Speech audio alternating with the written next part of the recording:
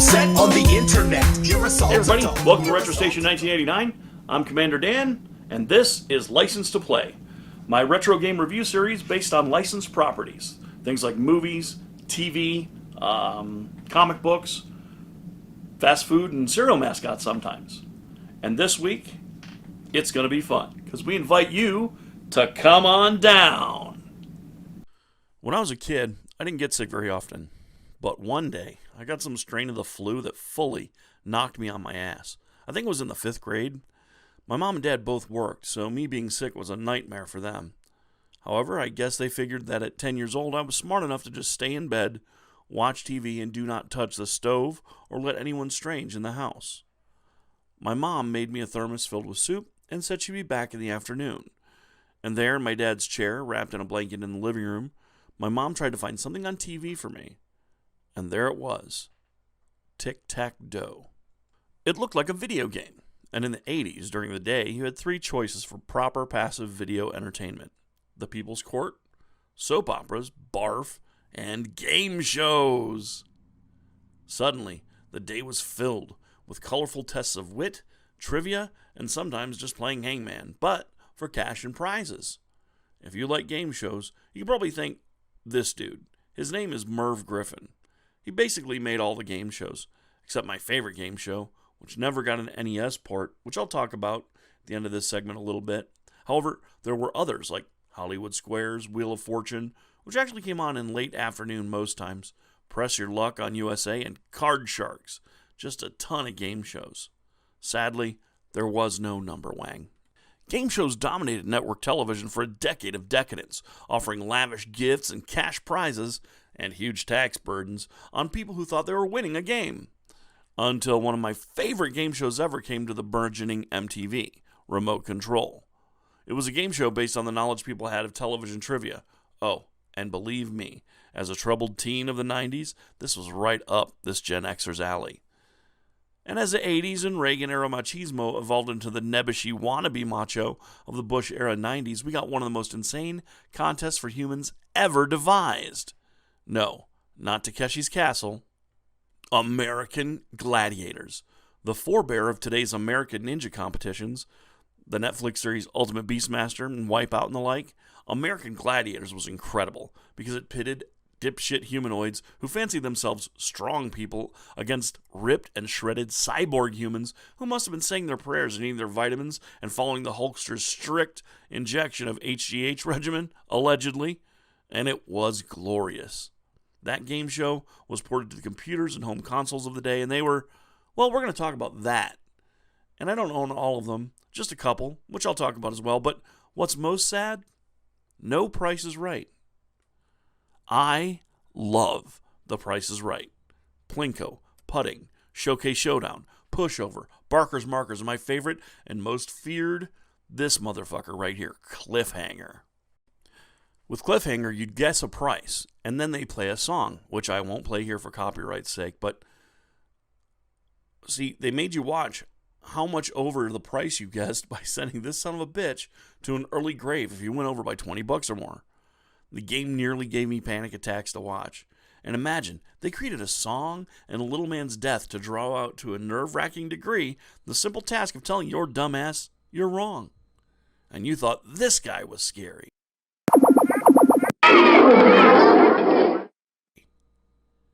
You didn't. Well, I did. Still kind of do. What about the bright red sex pest from Press Your Luck? The whammy? Oh no? Well, what about this guy? Hey everybody! Yeah, that's what I thought. So, this week we're reviewing game show games. That is, video games based on game shows. And since the Retro Stations archive is based on a physical representation of the games I actually owned, we're going to review 4 game show games that I actually kind of like, and my favorite game show game of all. You can't believe the things we're going to show you today, folks. Oh, yeah, Margot. Yes, Commander? Margot, I'm going to send along some patterns for the replicators and for the fabricators. Please follow those instructions and send them back to me. Yes, Commander. Okay, great. Now you guys at home, watch this little piece of information and we'll be right back with a very special surprise. Well, I'm only going to talk about American television game shows here. On that note, TV game shows were around in the early days of television, and one of the biggest American scandals in TV history revolved around the show 21 in the 50s, where a volatile congressman got pissed when he realized the show was fixed. And what's more scandalous? He did stuff about it. No congressman before or since has done so much for so little a reward, mainly because the fact that people were getting rich on TV annoyed him. His name has been lost to time, but if I had to guess, it was probably Whitey A. Honkcracker III, the whitest man in Congress. He will forever be remembered. That, of course, is a lie. You won't remember him, and I've already forgotten him. Hell, I forgot what I was talking about. Oh, game shows. Right. So, in the 70s and 80s, with the return of my favorite game show, The New Price is Right, game shows started dominating daytime television. Family Feud, Price is Right, Tic-Tac-Doe, Press Your Luck, Joker's Wild, Hollywood Squares. The shows were glitzy, gaudy, had an affable host who gleefully handed out home versions of the game for the dumbest players, and for the greatest, most dominant players, A new car!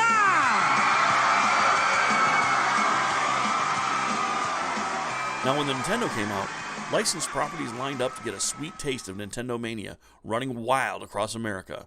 For months after launch, Nintendo Entertainment Systems were unable to be found at retail, and on the secondary market, they were on fire. It was $300, $400 to find a Nintendo that somebody found that fell off a truck in New York. Now, I've mentioned it before. Our family got our Nintendo in 1989, well after the launch. But that's partially because my family didn't have the cash for a full fitness pad, ROB edition of the NES, and partially because even if my mom and dad wanted to get one, they just weren't available. But that meant everyone wanted one, creating a hot market.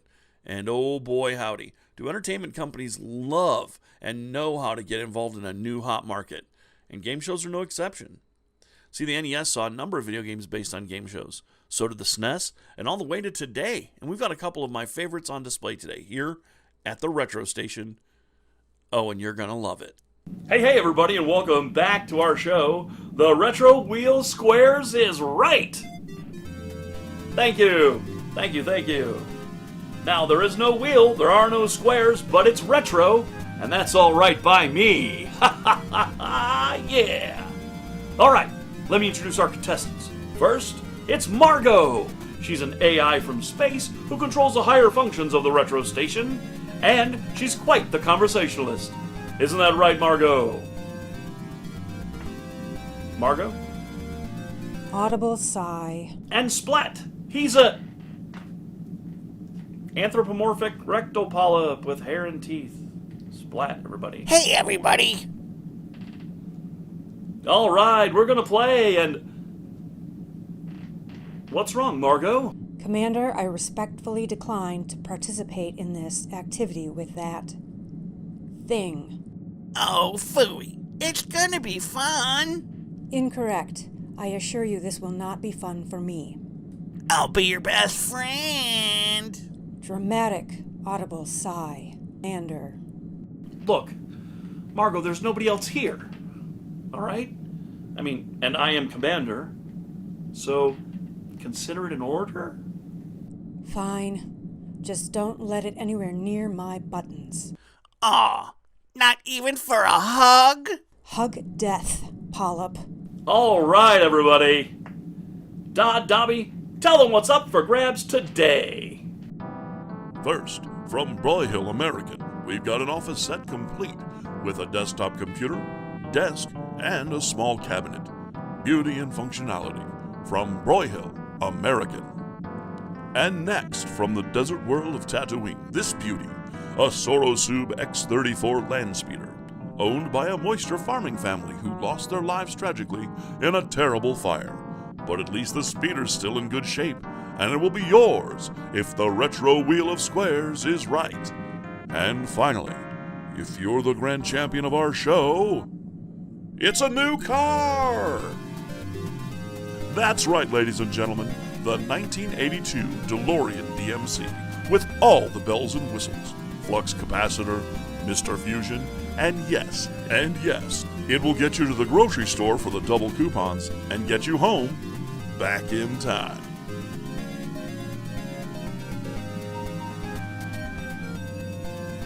Thanks, Dodd. Now let's head to the wheel and... Commander, I What? wish to solve. Well, we actually do... I wish to solve. All right. She does control the oxygen. Okay, let's solve the puzzle!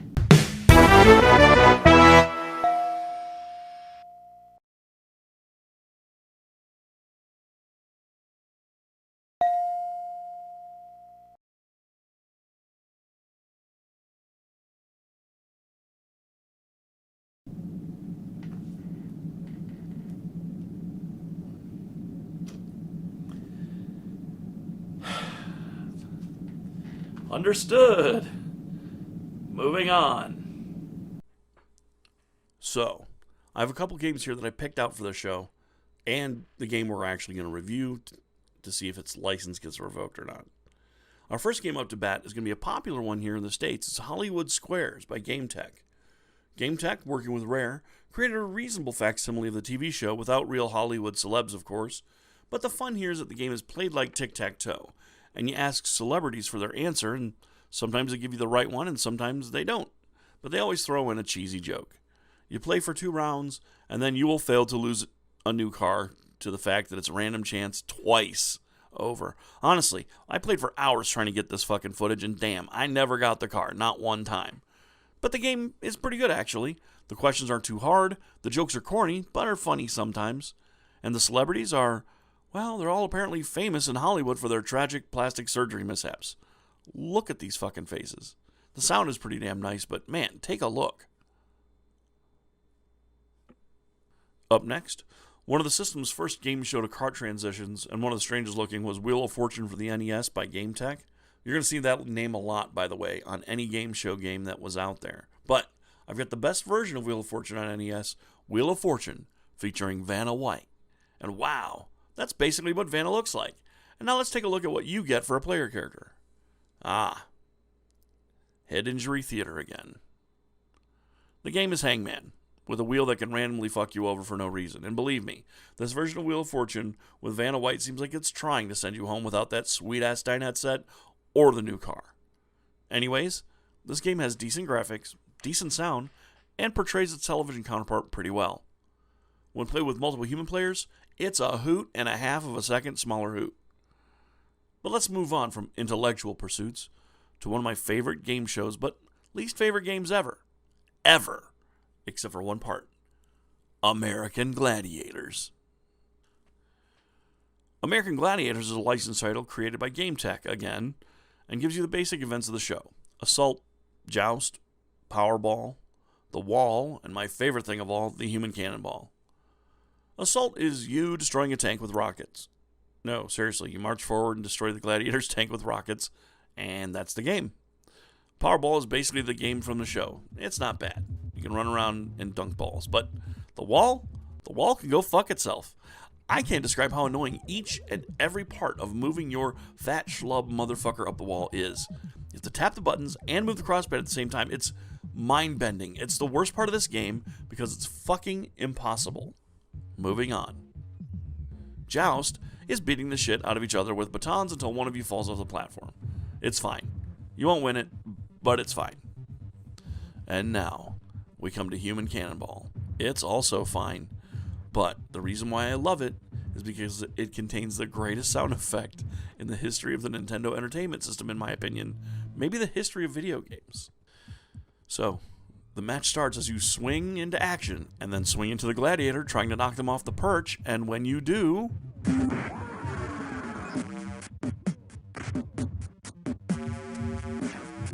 holy shit! If that isn't incentive to knock that roided out freak of nature off that platform, I don't know what is. Let's listen to it again.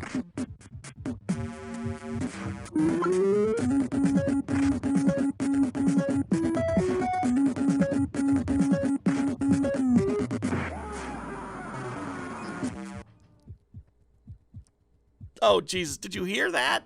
I'm sure that motherfucker is as dead as Dillinger's dick. Oh my God. So satisfying. I mean, you need something satisfying in this horrible piece of shit NES game. But Continuing to stay off the intellectual stuff, we come to my favorite game show video game of all time, the focus of this episode, MTV's Remote Control by by High Tech Expressions. You know, I have a lot of great memories watching Remote Control on TV back when I was a kid, sitting in my favorite easy chair. Man, I loved this show so much. It's one of those cases where rating this game is going to be kind of hard for me because I do have a lot of nostalgia for the show that it's based on. Now, let's take a look at the source for Remote Control's game. Remote Control was a daytime game show that kind of set the vibe for the 90s Gen X slackers to come. It was rude, anti-establishment, and was all about television. And not to mention, it was really funny. The show was a mix of Pee-wee's Playhouse, Jeopardy, and a sketch comedy show. The host, Ken Ober, was joined by his announcer and sidekick Colin Quinn in his garage, basically. Colin Quinn is one of the funniest comedians ever. But yeah, they're in Ken's garage putting on a game show. And we also got on that show a pre-SNL Adam Sandler and the debut of Dennis Leary. The show is basically three folks choosing channels on a big TV, answering snarky trivia questions about what else? Television. On the show, you could choose a channel and get a random sketch element featuring, for example, Stud Boy, and that was Adam Sandler, very, very funny, asking you a question, or you get a kind of whammy that'd take points from you, featuring Flip, Ken's cousin.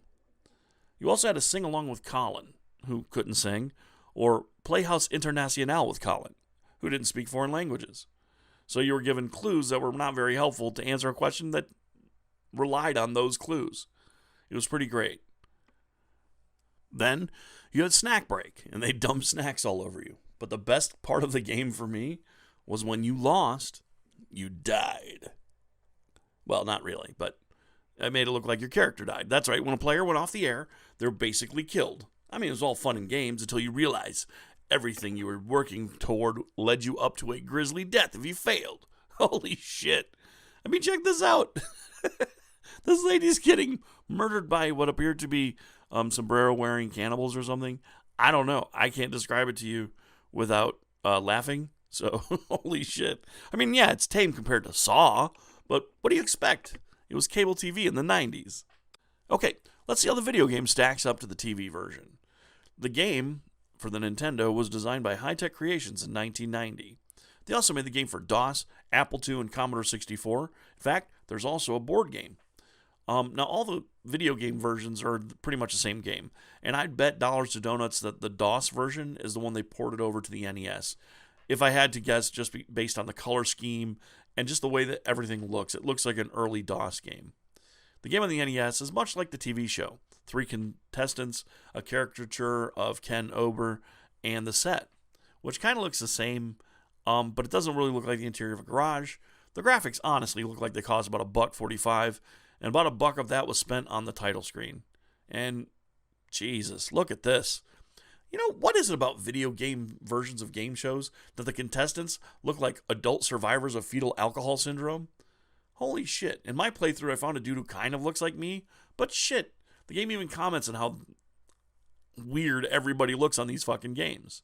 Again, showing that this game's writing was damn good. The game doesn't have remote control's endgame, where a player would be strapped to a Craftmatic adjustable bed and be ordered to identify music videos on 9 screens to win a really kind of shitty car.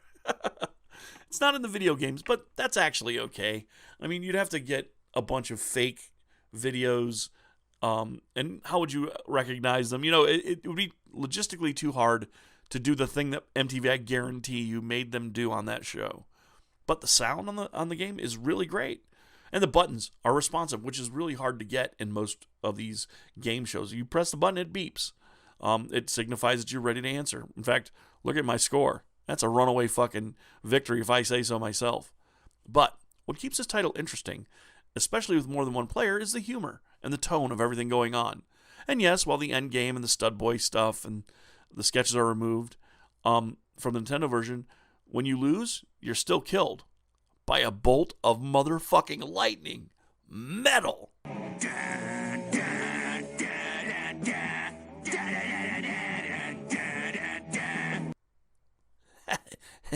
Whoa, that was cool. Anyway, I can see by that old clock on the wall that we've reached the lightning round. And, of course, the final question of the review. So, we're talking, do these games have a license to play? We'll start with American Gladiators. No, it does not. Revoked, man. Except for the sound of that guy falling off that fucking thing.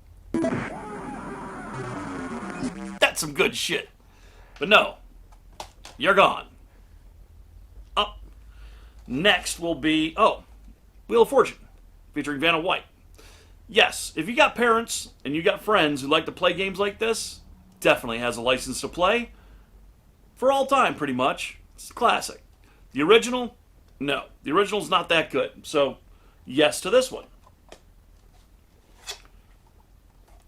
Hollywood Squares. Now, given the competition today, because of American Gladiators, I would say yes, but because it's got two really solid contenders, no. I'd say no for Hollywood Squares. The jokes aren't good, and man, you would be distracted by how corny the jokes are and how ugly the graphics are.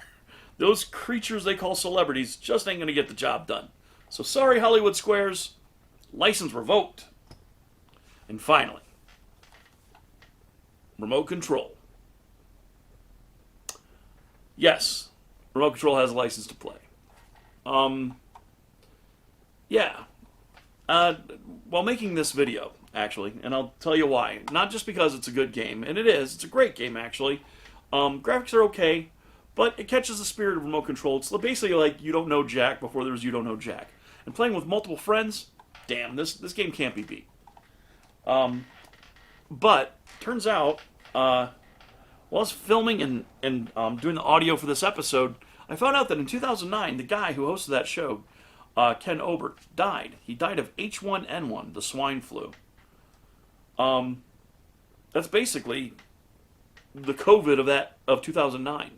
It's very similar. It only affected a certain amount of people, and people were really concerned about it. It didn't quite get as bad as it did this time, but we already had something like this happen once. So I guess what I'm saying is, it's weird that happened when I was making this video. I had no idea. And second, if you're thinking about not getting vaccinated, talk to a doctor first. That's it. Just talk to a doctor. I don't have diplomas behind me. I got video games, okay? So talk to somebody with a diploma. They'll tell you, and that's my cat. Here, look. No, I know. Yes. It's a baby kitty, Mara Jade. Look. See how pretty? I know that breaks the fourth wall, but this is basically a message about Ken Hooper and how he passed away. But in the long run, I do want to say that the Retro Station gives Remote Control its license to play, and Ken Hooper as well. As a matter of fact, rest in peace, Ken. God. But yeah, they suspect it was H1N1 plus his heart condition, and that was that. So please, everyone, be safe. Get the vaccine if you can. And it's right for you, but before you decide whether or not to do that, talk to a doctor. Talk to anyone. Just make sure you do the right thing, right? I don't want to see anybody else getting whacked because of this disease. All right, so that's going to do it. And besides anything else I've said throughout this video, please remember to always stay retro. Get upset on the internet. You're a salt adult. You're a salt adult. Get upset on the internet. You're a salt adult. Throwing out a hissy fit, your views ain't in the million.